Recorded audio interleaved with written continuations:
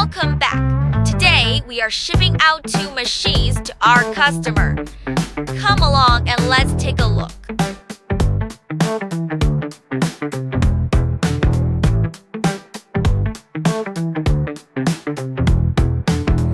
First, we will drag the machines onto the trailer.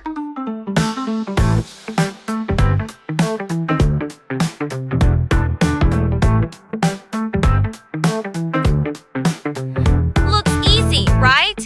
That's what experience does. Once more reverse and it's on the trailer. Both machines are safely loaded and secured. Alright, they are all set. Now they are heading to the port.